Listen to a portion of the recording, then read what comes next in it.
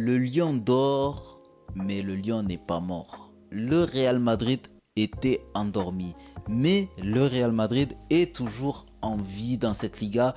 Et ça, c'est la première bonne nouvelle. Le FC Barcelone a fait match nul. Donc du coup, le Real Madrid revient à 2 points seulement du FC Barcelone. Ok, ça c'est la première bonne nouvelle.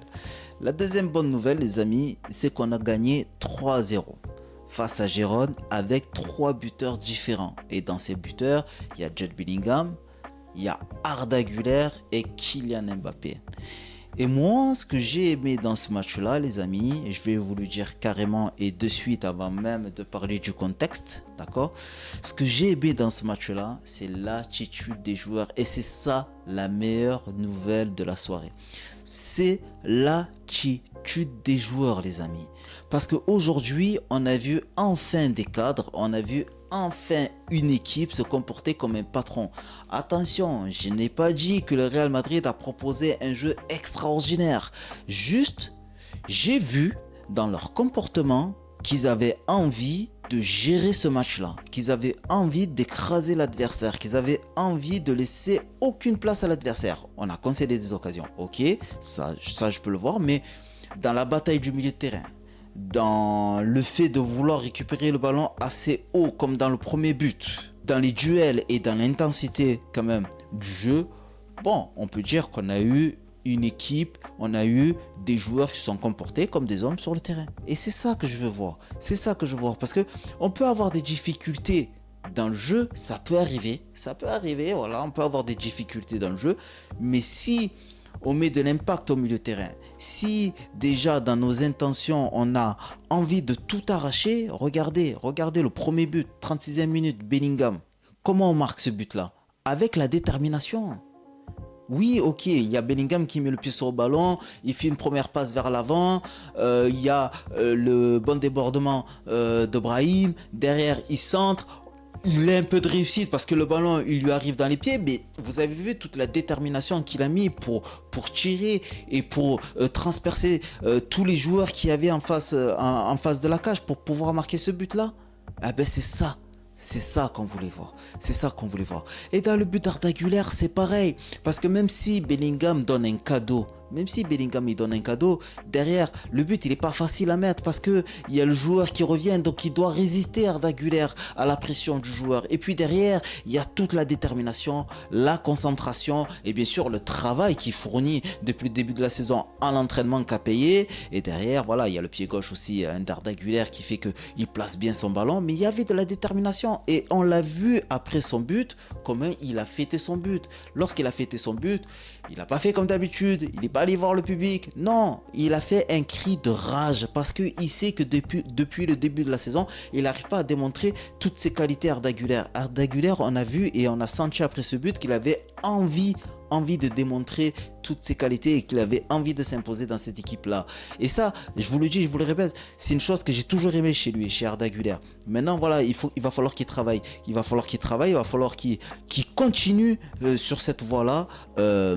D'autres choses aussi que j'ai aimé chez Arda Güler, c'est son repli défensif en deuxième mi-temps, juste après son but.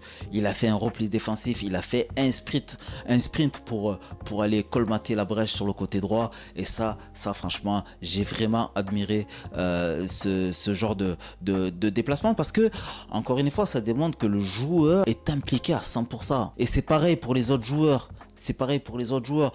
Franchement, aujourd'hui, bon, c'est vrai que voilà, qu'on a eu un très bon Bellingham. Et surtout, on a eu un excellent Luka Modric. On a eu aussi une bonne défense. Voilà, on a surtout eu ces deux joueurs-là, Bellingham et Luka Modric, qui se sont un peu plus démarqués dans ce match-là.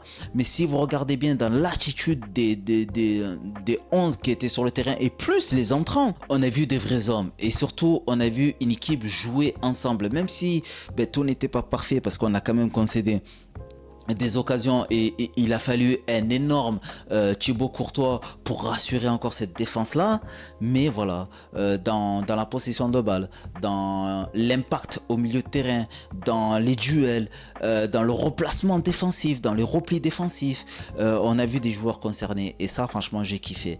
Maintenant voilà, si je dois parler aussi du match de Kylian Mbappé, En première mi-temps, bien évidemment, c'est toujours un peu difficile en première mi-temps parce que ils jouent contre des défenseurs qui sont très solidaires. Ils n'ont pas envie de laisser Kylian Mbappé marquer. D'autant plus que jusqu'à la 36e minute, il y avait toujours ce jeu un peu stérile où on balade la balle à droite et à gauche sans forcément proposer quelque chose de façon verticale.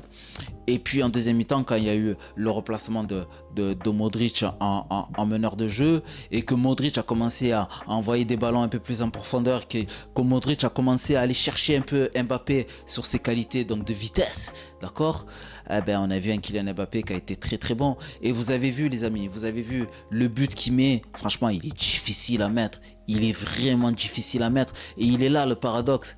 Il y a 3 jours, il rate un penalty. Voilà. Et puis derrière, eh ben voilà, il a envie de se racheter. Mais voilà, l'équipe elle gagne 2-0 à l'extérieur. Il est un peu plus décontracté. Il reçoit un bon ballon de Luka Modric dans la course. Voilà, il se pose pas de questions. Il frappe direct. Il y a le travail, il y a tout le travail qui est fourni depuis le début de la saison à l'entraînement qu'a payé sur cette frappe-là. Et puis voilà, il y a la réussite. Et puis il y a la détermination. Et puis après ce but, les amis, vous avez vu un Kylian Mbappé qui a commencé un peu à s'amuser, qui a commencé un peu à faire les petites passes en talonnade comme il sait le faire, qui a essayé de jouer à 2-3 touches de balle avec ses collègues. Et surtout un Kylian Mbappé qui a commencé à déborder, à tenter des dribbles. Et des dribbles, c'est pas les a tentés, c'est qu'il les a réussi. Ce sont des dribbles que malheureusement il n'arrivait pas trop à placer depuis le début de la saison. Et puis là ça commence à venir les gars, ça commence à venir. Mais comme je vous ai dit les amis, voilà, ça se joue à rien. Ça se joue à des détails, ça se joue dans la tête des fois. Il suffit de marquer un but, de gagner la bonne rencontre et puis ça peut se lancer.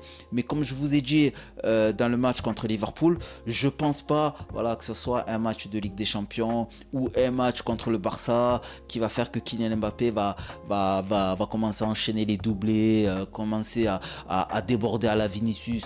Moi je pense que, voilà, qu'il va falloir plusieurs matchs références comme celui-là. Voilà, Getafe, Gérone, petit à petit, voilà, où il va se mettre en confiance, où il pourra se roder, et puis voilà, et quelques exploits en Ligue des Champions, bien sûr, amenés par ses cadres, par les anciens, parce que c'est à eux de montrer déjà la voie à Kylian Mbappé, même si Kylian Mbappé est champion du monde, mais c'est eux qui sont champions de Liga, c'est eux qui sont champions de Champions League, donc c'est à eux de se comporter comme des patrons et d'intégrer comme il se doit Kylian Mbappé. Donc on va récapituler les amis et on va s'arrêter là pour ce débrief là. Donc la bonne nouvelle c'est que le Real Madrid reste à 2 points du FC Barcelone, donc tout est jouable. Tout est ouvert pour le Real Madrid. D'autant plus que maintenant, on n'est plus les favoris, mais les outsiders entre guillemets. Donc voilà, donc ça sera à nous encore une fois d'aller chercher les points qu'on a perdus. On a des joueurs comme Arda Güler et Kylian Mbappé qui ont marqué. On a eu un très bon match de Bellingham. Le seul point noir malheureusement, c'est la blessure de Bellingham aux adducteurs. Bon, adducteur, normalement, c'est 3 semaines hein, minimum. Et puis, de toute façon, les adducteurs, c'est le repos. Ah, on peut rien faire. Le repos, je crois que même les massages, ça sert à rien. C'est juste le repos et bien se brosser les dents, monsieur Bellingham. Et la blessure de Ferland Mendy qui avait fait jusqu'à sa sortie un excellent match. Mais bon, la bonne nouvelle, c'est que Fran Garcia a fait une très très bonne rentrée. Voilà, on s'est amusé à se faire peur aussi avec Hendrick lorsqu'il a reçu ce choc à la tête. Bon, ça va, tout va bien pour Hendrick. Continuer sur cette voie-là, prendre justement cette victoire comme une très très bonne nouvelle. Voilà, c'est une très très bonne soirée pour le Real Madrid, d'accord, pour les Madridistas. Et puis les amis, nous, on se dit à très bientôt pour une prochaine vidéo. Restez branchés, c'était Daleb Réagi et je vous dis peace la team.